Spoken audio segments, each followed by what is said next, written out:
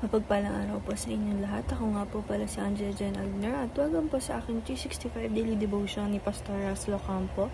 At ngayong araw po ay March 6, 2025 at ang topic po natin ngayong araw ay New Covenant Community.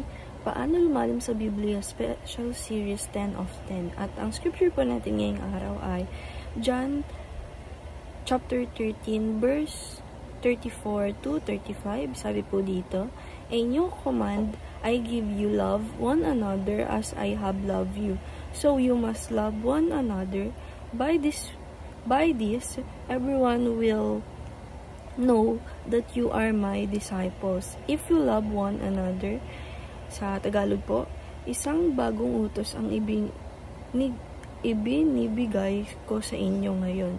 Magmahalan kayo kung kayo minahal. Gayon din naman, magmahalan kayo kung kayo'y may pagmamahal sa isa't isa. Makikilala ng lahat na kayo'y mga alagad. And sabi po dito na yung New Covenant community as a New Covenant community refers to the church or the people of God, those who have been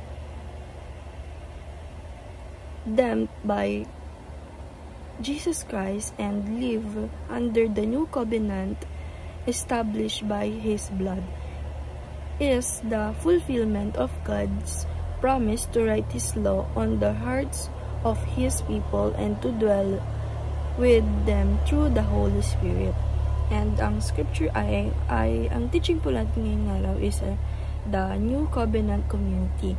Yung number 1 po is Jesus Community is build on love. Sabi po dito na yung bagong New Covenant Community po is ito po yung gawa na po ng ating Panginoong Jesucristo na yung si Jesus po is yung community na ginawa niya po is build na po sa pagmamahal. At yung love na yun is nakasulat na sa bawat puso ng tao or ng kanyang people, tayo po. And teaching number 2, Jesus' love conquers the world. Sabi po dito na ang ating Panginoong Jesucristo po ay yung community niya po ngayon, yung New Covenant community niya po ngayon is yung love po neto is talagang sasakupin ng buong mundo.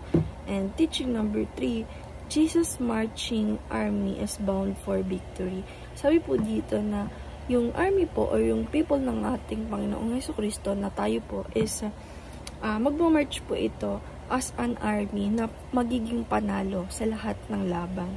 Dahil nga po, ito po ay pang-conquer ng buong mundo, ng all nation with His love. And binild po ito with or on love.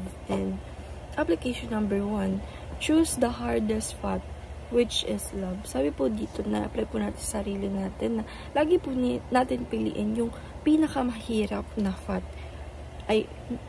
Pinakamahirap na path na yung pagmamahal. And application number 2, choose the love in order to win God's approval. Sabi po dito na i-apply po natin sa sarili natin na lagi po natin piliin yung pagmamahal ng ating Panginoong Diyos na in order na panalo po natin yung mga laban natin para ma-victory po natin yan and makuha po natin yung God's approval.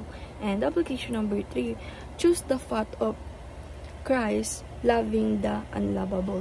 Sabi po dito, na-apply po natin sa sarili natin na i-choose po natin yung path ng ating Christ na yung mga hindi karapat-rapat na mahalin ay mahalin po natin kagaya ng pagmamahal niya sa atin kahit tayo ay makasalanan. And discussion, who do you need to show love to the right now? Hindi ko yan po. Yun po yung question po natin or discussion natin. And dahil lang po ngayong araw, maraming salamat. God bless.